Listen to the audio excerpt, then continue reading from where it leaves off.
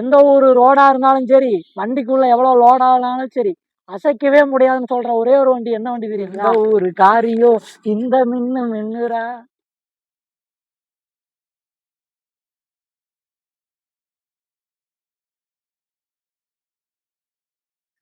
Bolero B6ங்க, optional வண்டிங்க. 2020 model, single owner condition இருக்குது. 4 டயரும் உங்களுக்கு பிராண்ட் நியூ டயர்ஸ் போட்டு வச்சிருக்காங்க.